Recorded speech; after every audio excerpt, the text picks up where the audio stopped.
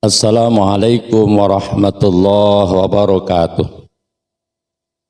A'udzu billahi minasyaitonir rajim. Bismillahirrahmanirrahim. Alhamdulillahi rabbil alamin. Wassalatu wassalamu ala asyrafil anbiya'i wal mursalin wa ala alihi wa sahbihi ajma'in. Amma ba'd. Rekan-rekan semua yang dirahmati oleh Allah Subhanahu wa taala.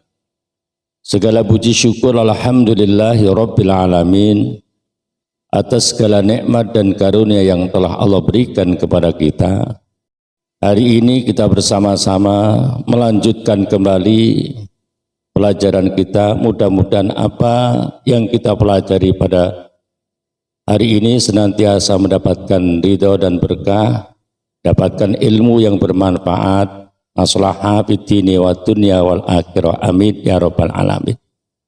Sholawat iring salam semoga Allah sampaikan kepada baginda Nabi Agung Muhammad sallallahu alaihi wasallam beserta keluarga, para sahabat-sahabatnya, juga kepada umatnya yang setia mengamalkan sunnah-sunnahnya, yang selalu kita harapkan, kita nantikan, kita rindukan syafaat dan pertolongannya mulai dari dunia ini hingga yaumil qiyamah. Rekan-rekan semua yang dirahmati oleh Allah Subhanahu wa taala.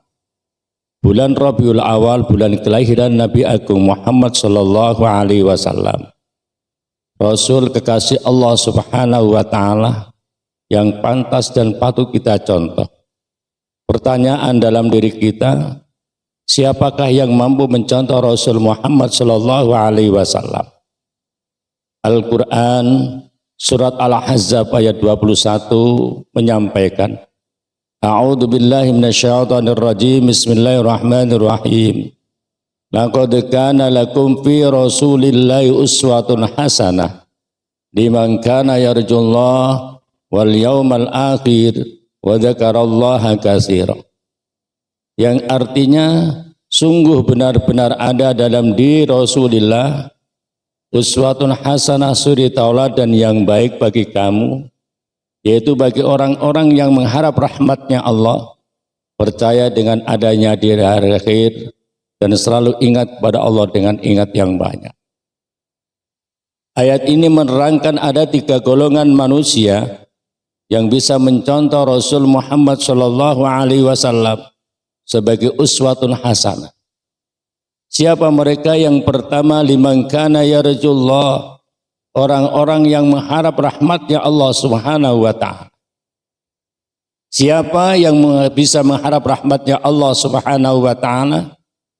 Al-Quran surat Al-Baqarah ayat 218 menerangkan, innal ladzina amanu wal ladzina hajaru wa jahidu fi sabilillah ulaika yarjuna rahmatallah wallahu ghafurur rahim. Yang bisa mengharap rahmatnya Allah, yang nanti bisa mencontoh Rasul Muhammad sallallahu alaihi wasallam, yang pertama, innal ladzina amanu, orang-orang yang mempunyai keimanan yang benar dalam dirinya. Iman sangat penting dalam hidup dan kehidupan kita. Iman sangat penting dalam diri kita. Ibarat sebuah pohon, iman itu adalah akarnya. Apabila sebuah pohon itu akarnya baik, maka insya Allah buahnya akan baik, daunnya akan lebat, dahannya juga akan kuat. Akan tapi sebaliknya, bila sebuah pohon itu akarnya jelek, akarnya rusak, maka otomatis buahnya akan rusak, daunnya berguguran, batangnya akan rapuh. Sehingga dalam Al-Quran sendiri, kata amanu, kata iman, diulang-ulang oleh Allah Subhanahu wa ta'ala sampai 258 kali, menunjukkan betapa pentingnya iman dalam hidup dan kehidupan kita, betapa pentingnya iman dalam diri kita. Karena iman yang benar akan melahirkan 4 cabang iman yang benar. Apa cabang iman yang benar? Yang pertama adalah takwa. Apa itu takwa? imtisalul awamirillah wasdinabu nawahi, melaksanakan perintah Allah dan menjauhi larangan-larangan Allah Subhanahu wa taala. Bisa menjalankan perintah Allah dengan benar, dengan baik kalau imannya itu baik dan benar. Begitu pula sebaliknya, bisa menjauhi larangan Allah Subhanahu wa taala dengan baik dan benar apabila didasari dengan iman yang baik dan benar. Yang kedua, iman yang benar akan melahirkan sifat malu yang benar. Al-haya terbagi menjadi dua. Yang pertama, al-haya'u nafsani, yang kedua al-haya'u imani.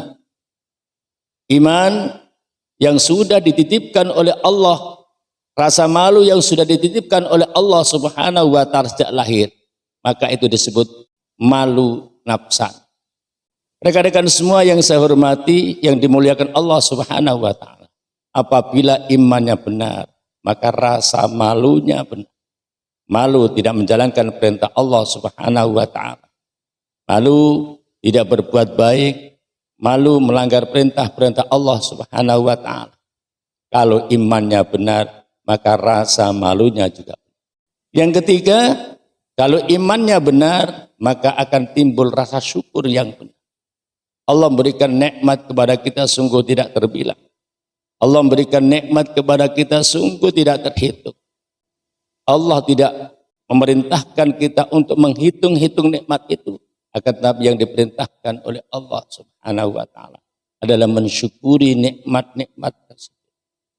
Karena Allah menyindir dalam Al-Quran, wa in ta'uddu nikmatallahi la tuhsuha. Jika engkau hitung nikmat-nikmatku, niscaya kamu tidak akan sanggup untuk menghitungnya. Yang diharapkan oleh Allah, yang diperintahkan oleh Allah atas nikmat-nikmat tersebut adalah mensyukuri nikmat-nikmat. Karena dengan bersyukur, nikmat itu akan ditambah oleh Allah Subhanahu wa taala. Tapi sebaliknya orang-orang yang kufur, tidak mensyukuri nikmat Allah Subhanahu wa taala, maka tunggu siksa Allah sangat berat. Bisa syukur dengan benar kalau imannya itu benar. Dan yang keempat, kalau imannya benar akan muncul kesabaran yang benar. Kunci kesuksesan, kunci keberhasilan adalah sabar. Apabila sabarnya benar, tidak sari dengan iman yang benar, maka akan timbul kesuksesan, keberhasilan. Rekan-rekan semua yang saya hormati, yang dimuliakan Allah Subhanahu wa taala. Golongan yang kedua yang bisa mengharap rahmatnya Allah Subhanahu wa taala, yang nanti bisa mencontoh Rasul Muhammad sallallahu alaihi wasallam dalam segala aspek kehidupan. Yang kedua, walladzina hajaru, orang-orang yang mau hijrah. Artinya orang-orang yang mau mengadakan perubahan dalam hidup dan kehidupannya. Yang asalnya tidak berbuat baik, sekarang berubah menjadi berbuat baik. Yang asalnya melanggar perintah Allah, sekarang menjalankan perintah Allah Subhanahu wa taala. Yang dulu tidak pernah membaca Al-Quran, maka sekarang membaca Al-Quran. Yang kemarin tidak baik dengan tetangga, maka sekarang baik dengan tetangga. Yang kemarin tidak hormat sama orang tua, sekarang hormat dengan orang tua.